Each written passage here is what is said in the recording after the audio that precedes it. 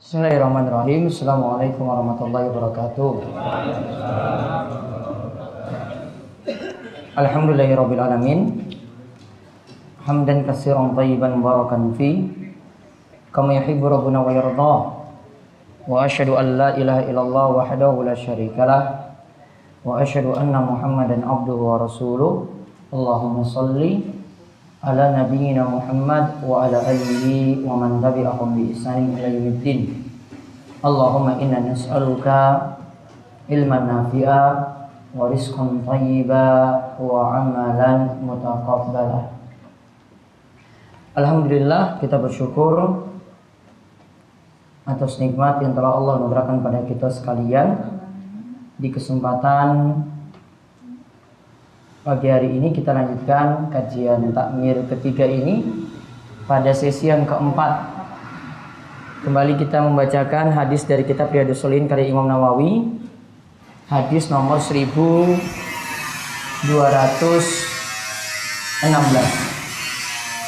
Hadis nomor 1216. Baik, kita lihat hadisnya sama dari Abu Hurairah.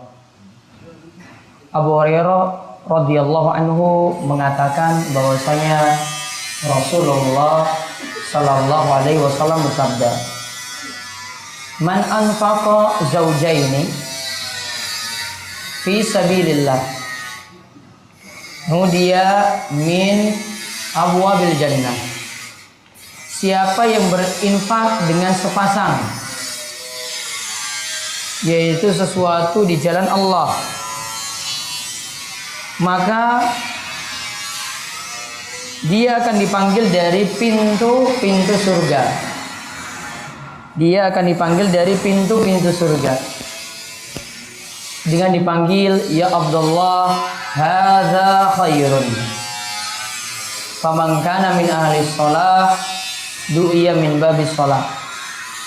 Siapa yang merupakan ahli sholat, maka dia dipanggil dari pintu sholat.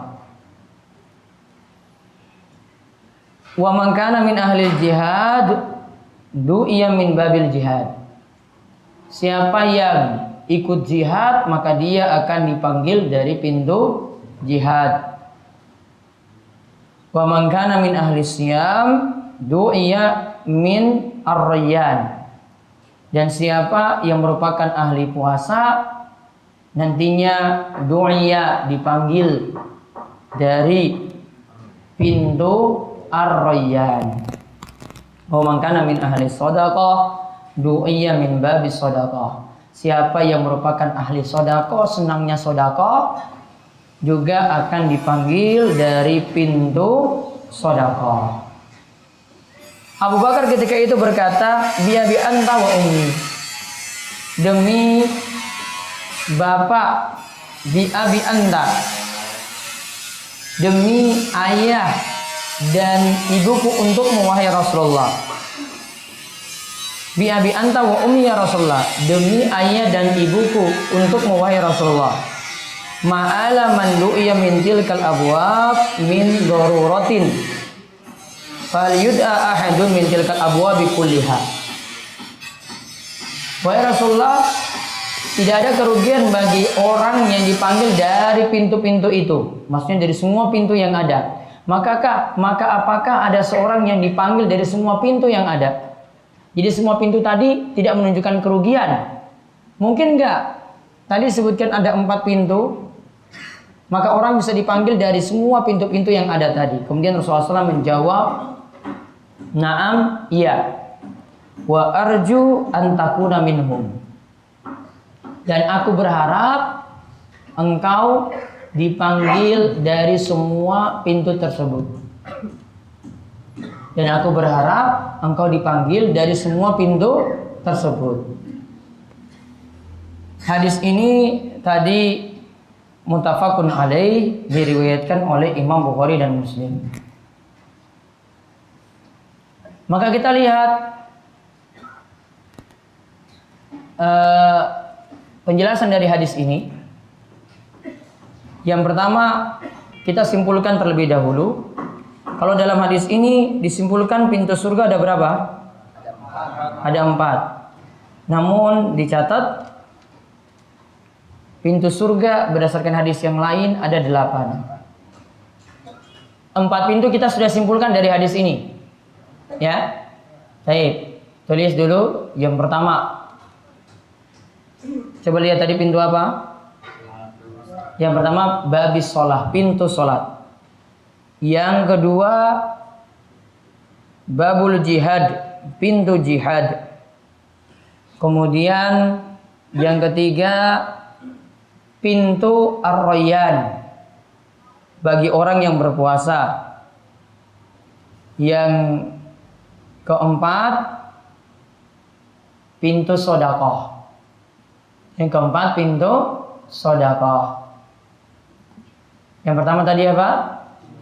Pintu sholat, babul sholat. Yang kedua pintu jihad, babul jihad. Yang ketiga pintu ar-rayyan, bagi orang yang berpuasa. Kemudian yang keempat pintu sedekah. Ya, pintu sedekah. Kemudian ditambah lagi yang kelima. Kan sudah sebenarnya dari rukun Islam sudah ada di situ, sholat sudah ada. Ada jihad walaupun tidak masuk rukun Islam di sini. Sholat, ada puasa, ada sedekah. Sedekah itu zakat. Rukun Islam yang belum ada di sini apa? Haji. Kalau syahadat itu malah jadi kunci utama. Jadi kuncinya. Bahkan nanti dilihat lagi kalau la ilaha illallahnya benar, baru pintu tadi bisa terbuka. Karena kunci itu punya gigi apa? Gigi. Ya. Punya giginya masing-masing kan disesuaikan dengan pintunya tadi. Maka kalau pas la ilaha illallahnya itu pas, cocok, syarat-syarat terpenuhi, tidak melakukan pembatal, maka mudah masuk. Maka langsung masuk. Namun kalau tidak cocok ya sudah nggak bisa masuk. Jadi la ilaha illallah tidak dibahas dalam pintu, namun sudah jadi kunci. Itu kunci utamanya. Yang kelima ditambahkan berarti pintu haji. Kemudian yang keenam disebut pintu aiman. AYMAN, yaitu pintu bagi orang-orang yang masuk surga tanpa hisab. Yang masuk surga tanpa hisab. Dalilnya itu dalam hadis riwayat Bukhari Muslim. Nabi SAW itu pernah dipanggil, wahai Muhammad, suruhlah umatmu, yaitu orang-orang yang tidak dihisab, untuk masuk ke dalam surga melalui pintu al-aiman, yang merupakan di antara pintu-pintu surga. Sedangkan pintu-pintu yang lain adalah bagi orang-orang yang lain. Pintu surga bagi semua orang. Di sini disebutkan dengan nama al-bab al-aiman. Ini dikatakan bagi min ummatika man la hisaba alai. Ini bagi umatmu yang tidak kena hisab. Ya, bagi umatmu yang tidak kena hisab. Yaitu kalau kita gabungkan dengan hadis yang lainnya, itu ada 70.000 orang. Ada 70.000 orang yang masuk surga tanpa hisab dan tanpa siksa. Ada 70.000 orang yang masuk surga tanpa hisab dan tanpa siksa. Sekarang pintu ke-7.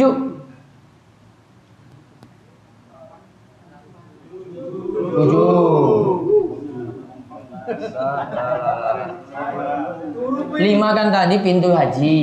6 itu pintu aiman. 7 pintu bagi para pemaaf. pintu bagi para pemaaf. Kalau disebutkan dalam ayat disebut al-kaziminal ghaidha wal 'afina 'anil nas. Orang yang nahan marah dan bisa memaafkan orang lain. Kalau nahan marah belum tentu bisa maafkan. Cuma dia tahan saja marahnya. Ya. Dia cuma tahan saja marahnya, mau emosi tahan. Namun kalau memuncak nanti dia bisa balas. Namun kalau memaafkan lebih lagi, sudah dia nggak pikir lagi, dia tidak marah lagi, dia sudah lupakan, dia sudah hapuskan, tidak ungkit-ungkit lagi. Itu namanya pemaaf. Nah, di sini ada hadis yang mursal dari Al-Hasan Al-Basri disebutkan, inna lillahi baban fil jannati la yadkhuluhu illa man afa an mazlamatin. Sesungguhnya Allah itu memiliki pintu di surga yang hanya dimasuki oleh orang-orang yang memaafkan jika dia itu dizolimi. Berarti pintu bagi para pemaaf. Sudah berapa itu? 7. Kemudian pintu ke-8. Nah, di sini para ulama beda pendapat.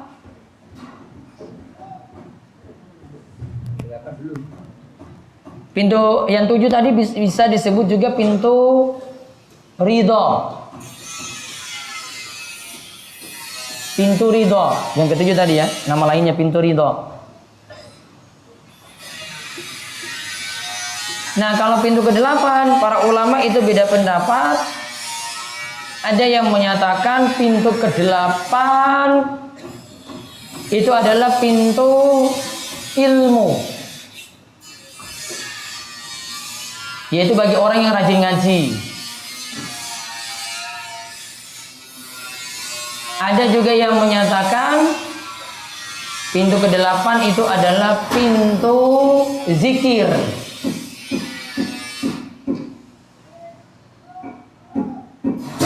Pintu zikir.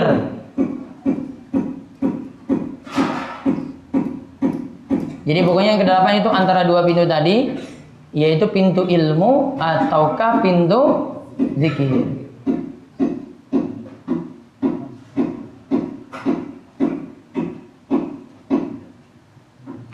Nah, pintu aiman tadi, pintu aiman itu nomor berapa tadi? 6. Diberikan ciri-ciri utama untuk dapatkan pintu nomor 6 tadi, pintu aiman, adalah tawakalnya penuh pada Allah. Tawakalnya penuh pada Allah.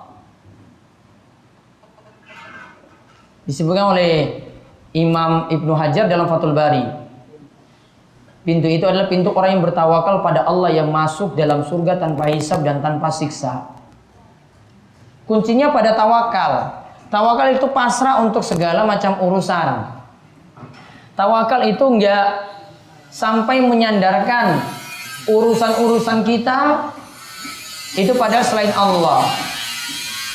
Tidak perlu khawatir kalau orang itu tawakal untuk melakukan hajatan, hitung-hitung hari.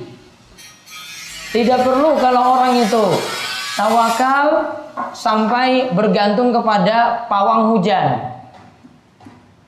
Sering kan hajatan juga ngundang pawang kan? Iya lah. Ya. Kenapa ngundang pawang?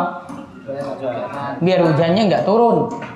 Jadi kan mau ngundang 10 pawang yang paling ampuh segunung kidul pun kalau Allah takdirkan hujan mau lawan Allah, ya tetap hujan ya hujan. Allah takdirkan deras hujannya ya sudah.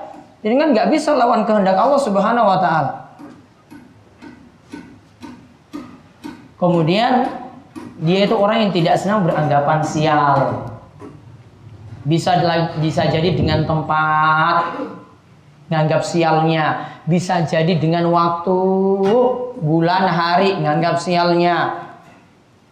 Bisa jadi karena lewat kuburan takut kena sial, dibel dulu. Atau nyalakan lampu siang bolong dulu. Katanya syaratnya biar selamat lewat tempat keramat seperti ini harus seperti itu. Atau pamit-pamit dulu sama simbah yang jaga kubur tadi, atau rumah angker tadi. Ini namanya beranggapan sial yang disebut dalam agama kita dengan tatayyur. Disebut dengan apa? Tatayyur. Tatayyur itu beranggapan sial, pesimis, gak mau melakukan sesuatu karena bertemu dengan hal yang tidak dia sukai. Nah, jenengan masih punya anggapan seperti ini, keyakinan seperti ini, sulit masuk surga tanpa hisab, tanpa siksa. Alias sulit untuk memasuki pintu surga aiman. Sulit memasuki pintu surga apa? Aiman. Mau selamat ya hilangkan keyakinan-keyakinan semacam itu. Keluarga juga mau selamat harus dijelaskan pada keluarga semacam itu. Warganya, jamaahnya pingin selamat juga, dijelaskan juga. Tatoyur nggak boleh, nganggap sial itu nggak boleh. Itu perlu dijelaskan. Ini demi kepentingan semua, bukan jenengan saja. Biar semua itu selamat. Apa pingin mampir-mampir dulu neraka?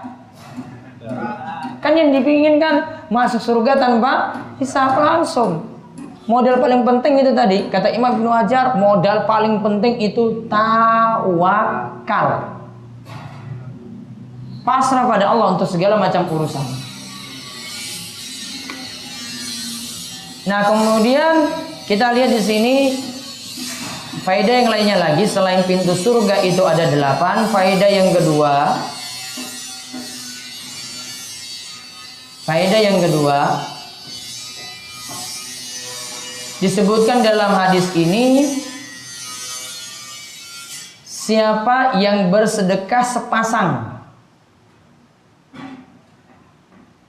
Ya, siapa yang bersedekah sepasang.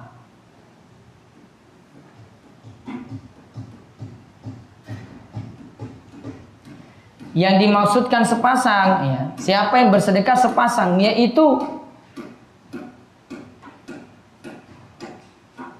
bisa jadi maknanya sepasang mata uang. Sepasang mata uang. Artinya ada dirham, dia sedekahkan 2 dirham. Bisa jadi maknanya juga sedekah sekarang, besok sedekah lagi. Jadi sedekahnya 2 kali.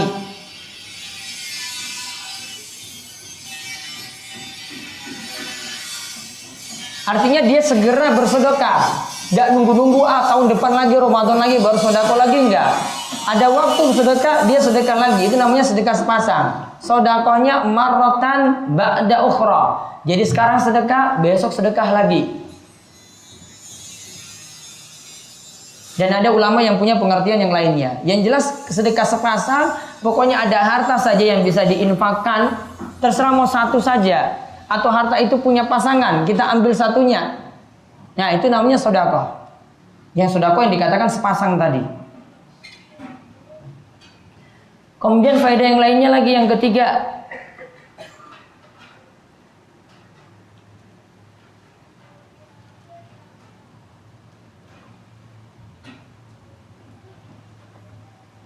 bisa saja satu orang dipanggil dari semua pintu surga.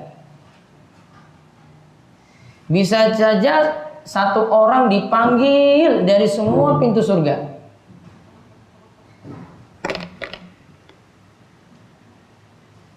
Jadi ada dia dipanggil langsung dari pintu sedekah, dari pintu sholat, dari pintu jihad, dari pintu haji, dari pintu ar-rayyan. Tambah lagi dia itu pemaaf, dipanggil lagi dari pintu pemaaf atau pintu ridho tadi. Ada juga dipanggil dari pintu aiman karena tawakalnya penuh. Ada juga karena dia rajin ngaji, dipanggil dari pintu ilmu atau pintu zikir. Mungkin saja dari 8. Kemudian hadis ini juga menunjukkan faedah Abu Bakar itu punya keutamaan atau kemuliaan. Karena dia masuk doa Rasul, apa doanya? Semoga kamu masuk dari semua pintu. Sehingga dari sini tidak boleh orang jelek-jelekan Abu Bakar. Tidak boleh orang memfitnah Abu Bakar. Tidak boleh orang itu menjatuhkan derajat sahabat yang mulia Abu Bakar As-Siddiq. Karena dia sudah dapat jaminan seperti ini. Sedangkan kita tidak dapat jaminan. Beda dengan orang Syiah, orang Rafidhah, itu malah menjelek-jelekan sahabat Abu Bakar. Keliru dalam masalah ini, fatal. Dan ini kekeliruan dalam masalah akidah. Bahkan orang-orang Syiah Rafidhah itu tidak masuk lagi dalam golongan Ahlussunnah wal Jamaah. Bahkan sebagian ulama katakan tidak masuk Islam juga. Karena sudah celah para sahabat, sudah jelek-jelekan Al-Quran juga, sudah nganggap lebih mulia. Ada yang nganggap lebih mulia Ali bin Abi Thalib dibandingkan dengan Rasulullah Shallallahu Alaihi Wasallam. Sampai ada yang menganggap ekstrim seperti itu. Kemudian faedah yang lainnya lagi. Faedah yang ke 5. Faedah yang keempat kayaknya ya. 4 gitu loh. Semua di antara kita punya tujuan masuk surga.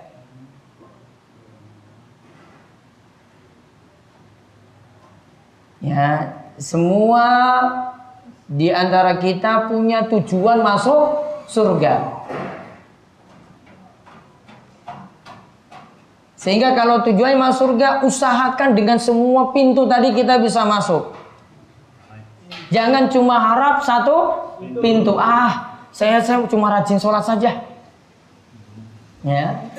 Yang lainnya malas-malasan. Usahakan semua, maka buka semua peluang. Peluangnya makin besar. 8 pintu tadi, ya maka nanti pahalanya makin besar. Dan peluangnya untuk masuk surga juga makin besar.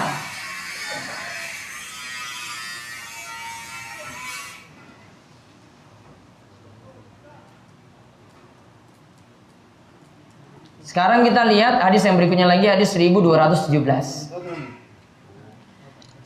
Dari Sahal bin Sa'ad, masih tentang pintu surga lagi di sini. Satu pintu surga Rayyan dijelaskan dalam hadis ini.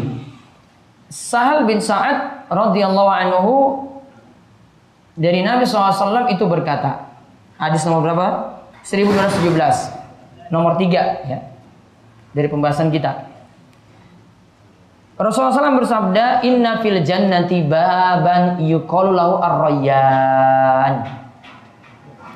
Di dalam surga itu ada satu pintu yang dinamakan Rayyan. Di surga itu ada pintu yang dinamakan Rayyan. Yadkhulu minhu shaimuna yaumal qiyamah. Orang-orang yang puasa pada hari kiamat itu akan masuk dari pintu tersebut. La yadkhulu minhu ahadun ghairahum. Tidak ada selain mereka yang masuk lewat pintu tadi. Tidak ada selain mereka yang masuk lewat pintu tadi. Yuqal, nanti dipanggil, aynas shaimun, mana orang-orang yang puasa? Fayakumuna la yadkhulu minhu ahadun ghairahum. Maka ketika itu mereka berdiri, tidak ada seorang yang masuk kecuali orang yang puasa saja. Fa iza dakhalu ughliqa falam yadkhul minhum ahadun. Jika orang yang berpuasa tadi sudah masuk, maka yang lainnya tidak bisa masuk lagi. Maka faedah yang bisa kita ambil dari hadis ini muttafaqun alaih, diriwayatkan oleh Imam Bukhari dan Muslim. Yang pertama, pintu khusus bagi orang yang berpuasa disebut Rayyan. Rayyan itu artinya kenyang. Rayyan itu artinya kenyang. Kenapa kok dibalas dengan pintu Ar-Rayyan? Ya dulu di dunia lapar, maka dibalas dengan pintu Ar-Rayyan. Artinya balas dengan yang lebih baik. Kamu nahan susah seperti itu, Allah ganti dengan pintu Rayyan yang artinya kenyang tadi. Maka yang berat bagi kita, yang susah bagi kita dibalas dengan sesuatu yang lebih baik. Maka nggak usah khawatir kalau kita meninggalkan sesuatu karena Allah. Maka Nabi SAW juga sebutkan dalam hadis, man taraka syai'an lillah. Siapa yang meninggalkan sesuatu karena Allah, meninggalkan yang haram karena Allah, ninggalkan pekerjaan yang haram karena Allah, ninggalkan maksiat karena Allah, maka ingat pasti nanti Allah akan ganti dengan yang lebih baik. Pasti ada gantinya. Kita kadang itu terlalu khawatir dengan rizki. Saya mau tinggalkan pekerjaan haram ini, siapa yang beri saya rizki? Siapa yang beri rizki kalau gitu? Allah. Kita terlalu khawatir sekali. Saya tutup bisnis saya yang gak halal ini, wah saya khawatir nanti gak dapat kerjaan lagi. Wong Allah yang nanggung rizki. Memang kalau kita tinggalkan susah, kalau Allah nanti buka lagi pintu rizki yang lainnya, pasti nanti akan lebih baik daripada yang sebelumnya. Sama seperti ini dijelaskan. Siapa yang ninggalkan, tadi makan minum kan, diganti dengan pintu Ar-Rayyan. Maka diganti dengan sesuatu yang lebih baik. Maka faedah yang kedua, siapa yang meninggalkan sesuatu karena Allah, siapa yang meninggalkan sesuatu karena Allah, maka Allah akan ganti dengan yang lebih baik.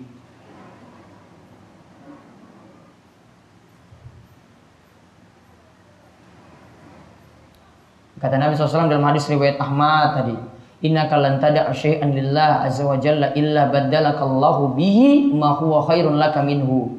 Sesungguhnya siapa yang meninggalkan sesuatu karena Allah, melainkan nanti Allah akan ganti padanya dengan sesuatu yang lebih baik untuknya. Jadi ingat janji ini. Jangan cuma yang dipikir saya hilang pekerjaan, saya hilang rizki. Rizki tetap ada gantinya. Wong kita sudah yakini kalau dari kita lahir sendiri, pintu rizki itu tertutup, terbuka lagi. Dijelaskan oleh Ibnul Qayyim. Beliau jelaskan dalam kitabnya Al-Fawaid. Beliau katakan pintu rizki itu awalnya satu, dari perut ibu ya. Cuma dari tali pusar ibu kita saja kita bisa makan ketika dalam perut. Iya kan? Iya. Ya. Ketika keluar dari perut, jenengan masih pakai tali pusar lagi?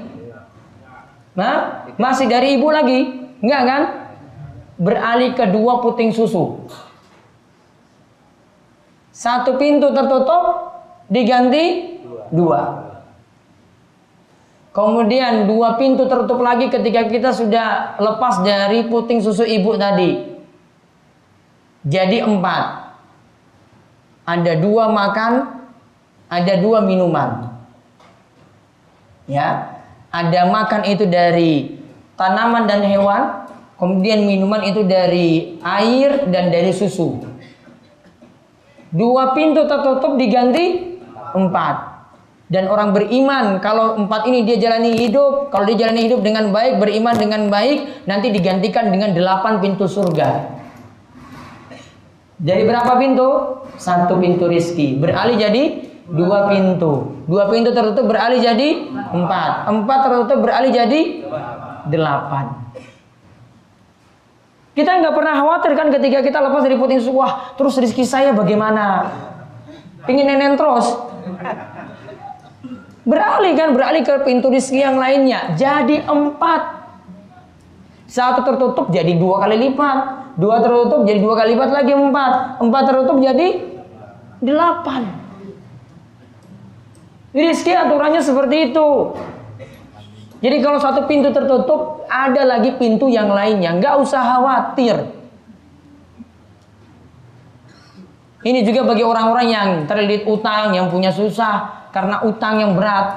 Jangan khawatir, sekarang susah hidupnya, berusaha keras untuk lunasi. Allah akan buka lagi pintu rizki yang lainnya. Kita saja yang kurang yakin.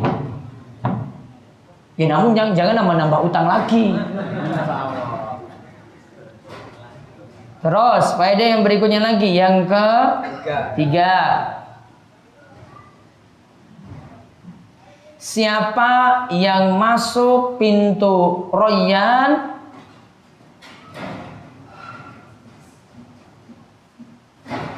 tidak akan lapar selamanya.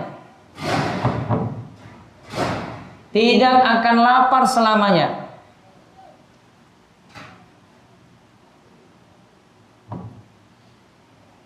Jadi dia masuk dengan akan menikmati berbagai macam kenikmatan ketika sudah masuk surga. Dan ingat, yang di dunia itu sifatnya fana, bisa habis. Kalau di surga itu kekal abadi. Wallahu a'lam bishawab. Itu sampai sesi yang keempat. Ada pertanyaan? Nih biar ada waktu istirahat, biar matanya itu nyala lagi. Tadi makannya terlalu banyak sehingga redup. Baik, Pak Yoto.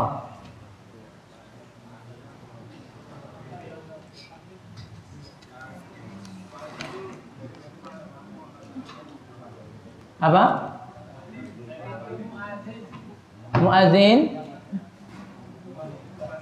Muazin masuk pintu mana? Ya muazin tentu rajin sholat. Berarti masuk pintu sholat. Masa muazinnya tinggalkan masjid?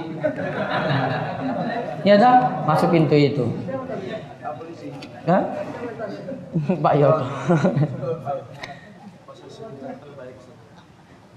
Ini tuh pertanyaannya tuh. Puasa sunnah yang terbaik apa? Puasa sunnah yang sesuai dengan kemampuan. Gampang jawabannya. Karena Rasul ketika ada sahabat yang nuntut mau puasa tiap hari, Rasul katakan kamu 1 bulan 3 hari. Dia katakan saya mau masih mampu lebih lagi. Sudahlah, kamu lakukan puasa tadi 1 bulan itu 3 hari sampai akhirnya ujung-ujungnya puasa Daud. Namun tidak semua sahabat dianjurkan puasa Daud.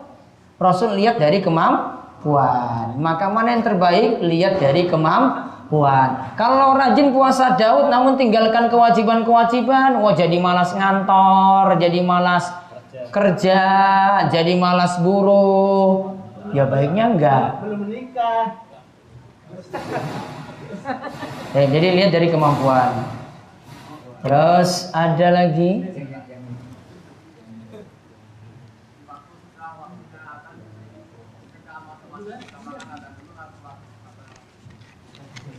Ini bagi muazin berarti, tukang azan. Apakah masuk masjid azan dulu ataukah tahiyatul masjid dulu? Kalau sudah waktunya azan, maka azan dulu. Baiknya azan itu berwudu. Namun bukan syarat.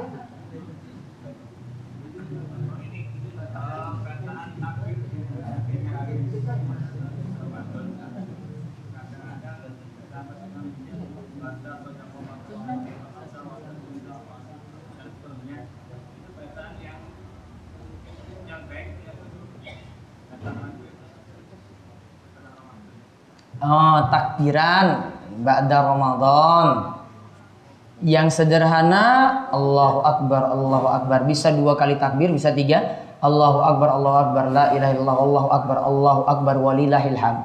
Yang pertama tadi bisa 2, bisa 3, riwayatnya dua-duanya ada. Sebagian ada yang protes cuma maunya 2 saja, 3 pun boleh. Ibnu Taimiyah katakan mau takbir pakai Allahu Akbar saja boleh. Sedangkan kalimat tadi Allahu Akbar kabir walhamdulillahi katsira wa subhanallahi bukratan wa asila. Terus la ilaha illallah wahda anjasa wa'da wa nasra abda wa hazamul ahzaba wahda. Wallahu alam tidak sampai pada takbir tersebut yang masuk dalam riwayat-riwayat.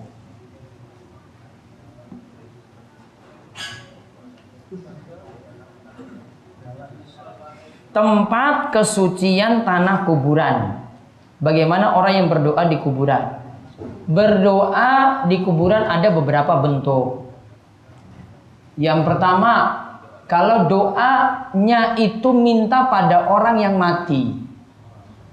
Ya wali Allah, ya Mbah Wali, ya Mbah Kiai, tolong penuhi, saya sekarang lagi sulit utang.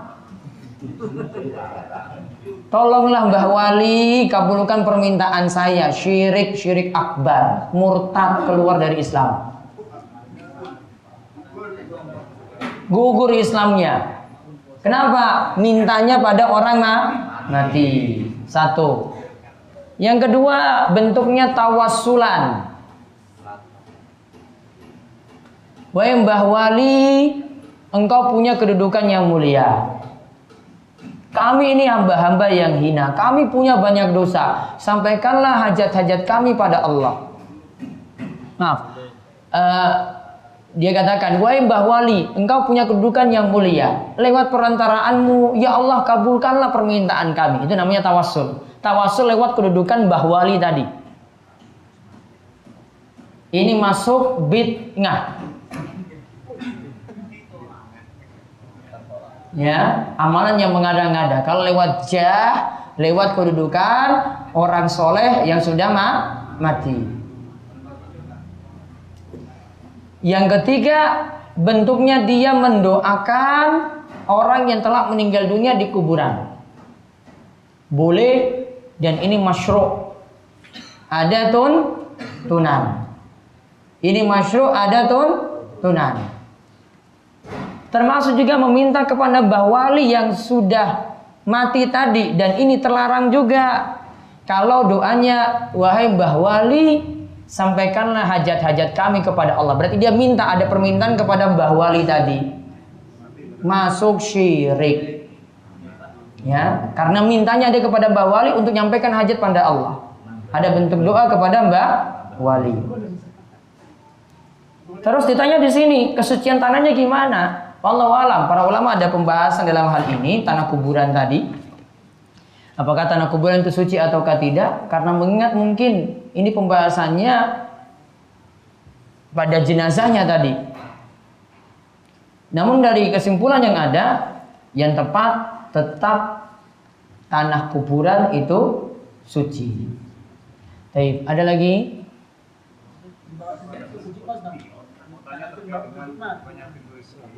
Berawal dari investasi, pinjam bank, beli tanah. Berawal dari investasi. Ya, niat investasi. Pinjam bank. Untuk beli tanah. Dalam perjalanan pertengahan. Dapat salah satunya kajian tentang riba. Nah, terus dapat kajian tentang riba. Akhirnya setelah itu berniat untuk menjual. Akhirnya berniat untuk menjual. Tapi dalam pelaksanaannya nggak segera terjual. Bagaimana solusi atau hukumnya seperti itu? Baik. Pinjamnya tadi riba, jelas ribanya kena laknat. Satu. Ya, ribanya kena laknat. Laknat ini bukan perkara yang kecil. Pokoknya kena laknat. Laknat itu jauh dari rahmat Allah. Yang kedua, kurang berkah. Kenapa kurang berkah? Yamhaqullahu riba wa yurbis shadaqat. Allah akan binasakan riba dan memakmurkan sedekah. Dua. Yang ketiga, tanahnya ingin dijual boleh, karena apa yang jenengan sudah dapat tadi sudah jadi milik. Ya, walaupun dari sisi dulu minjam. Dan sekarang mungkin bayar pinjaman terus, iya no? Nah, namun kalau ini di dunia saat ini, yang ada realitas saat ini, jenengan kalau beli motor itu belum lunas, masih bayar cicilan terus. Kalau telat bisa diambil nggak motornya? Bisa nggak? Bisa. Karena dia nganggap jenengan itu belum memiliki penuh, padahal itu keliru. Itu sistem riba seperti itu memang. Namun kalau dalam sistem kita syariat Islam, jenengan walaupun beli sesuatu dengan cara utang, tetap sudah jadi milik. Beli sesuatu dengan cara utang, tetap sudah jadi milik. Jadi seperti itu. Terus solusinya bagaimana? Solusinya tobat dan nggak pinjam-pinjam lagi. Ya sudah, jenengan teruskan banyak berdoa pada Allah. Ya Allah, mudah-mudahan ini cepat lunas.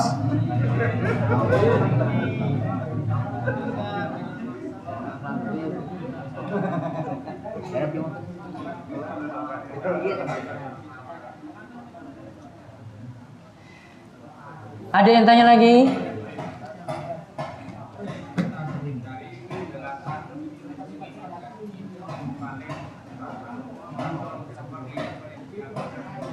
Saya enggak dengar.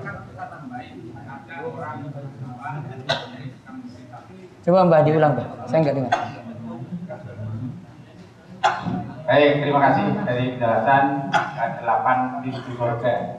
Mungkin kalau skor nilainya yang paling baik yang mana? Karena kalau di masyarakat kadang-kadang kita jumpai Nur Sewu barangkali dia adalah dermawan, suka memberi, membantu, tapi mereka adalah tidak sholat, tidak menjalankan mungkin rukun Islam. Ada kalanya juga barangkali orang itu haji, tapi mohon maaf kadang hajinya itu juga di mata masyarakat kurang baik.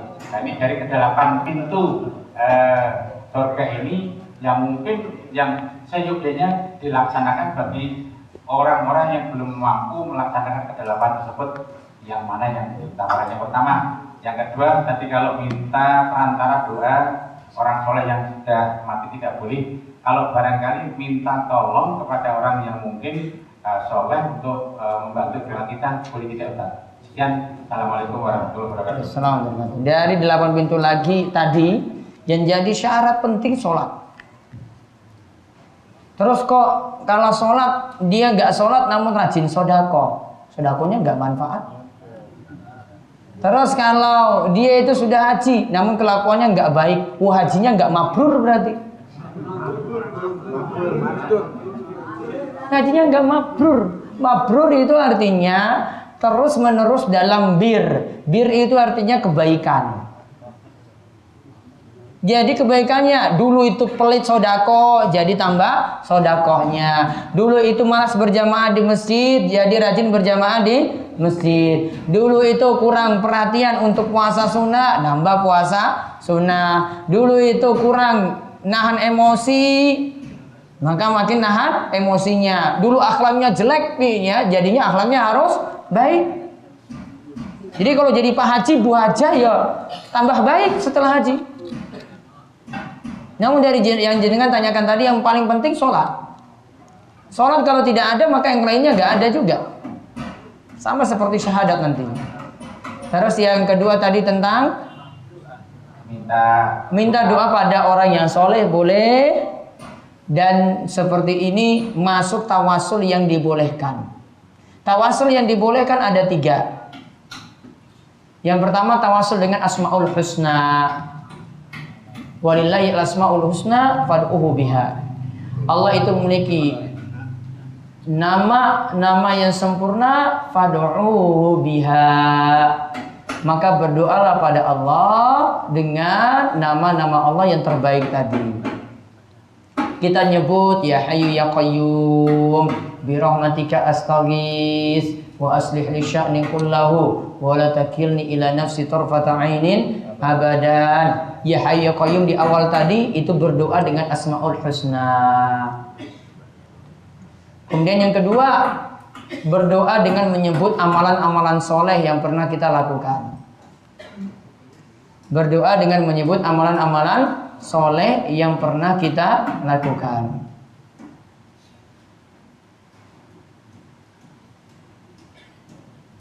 Terus yang ketiga,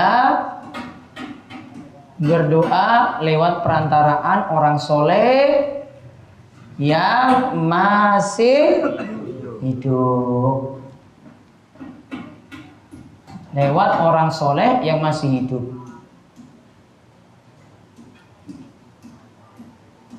Nah, jadi yang tadi ditanyakan masuk pada yang ketiga.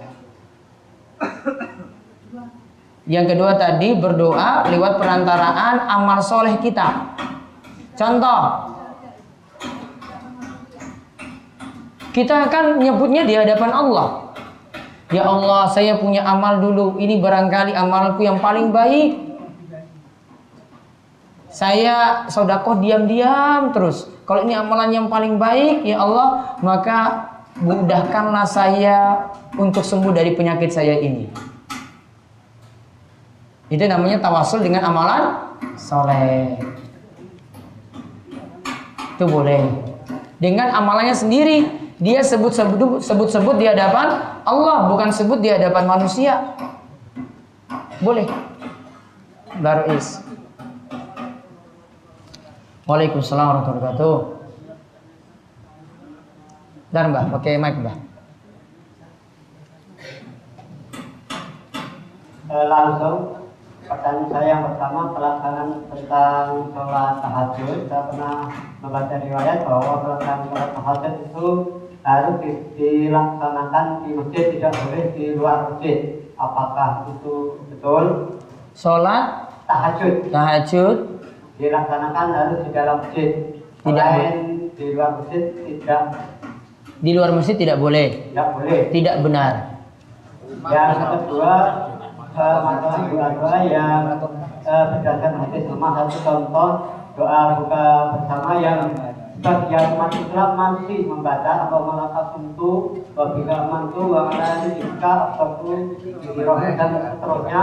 Ini kan keterangan Ustaz Tekwari di kajian Makmunis itu kan hadisnya lemah.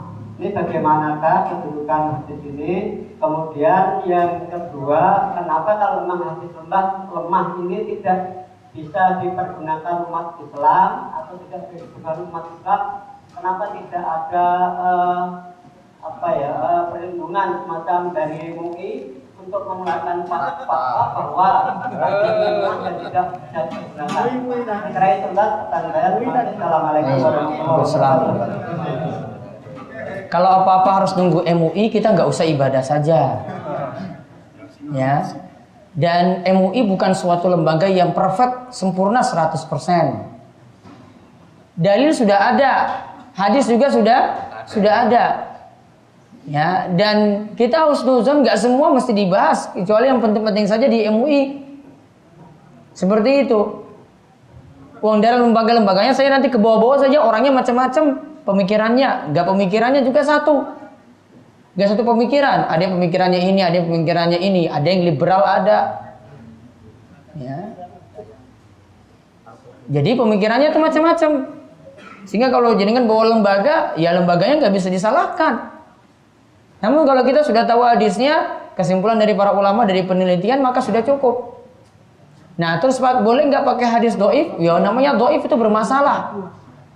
Karena ada beberapa sebab kenapa hadis doif itu tersebar. Ada yang cuma ingin motivasi orang lain supaya orang lain semangat beramal. Ya namun kan hadisnya bermasalah, bukan dari Nabi. Maka tidak perlu disebar-sebar. Nah terus gimana sikap kita? Ya kalau kita tahu hadisnya lemah harus diterangkan. Ini hadis ini doif, maka tidak boleh diamalkan. Sudah cukup. Maka tentang doa tadi Allahumma laka sumtu wa bika amantu wa ala rizqika aftartu lemah. Yang sahih yang mana? Zahaba dhama'u wa batalatil uruku wa sabatal ajru insyaallah.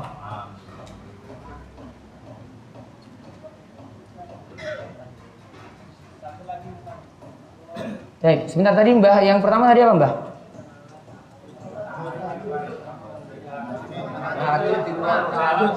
Tahajud di luar masjid tetap boleh. Rasulullah SAW tahajud di rumah.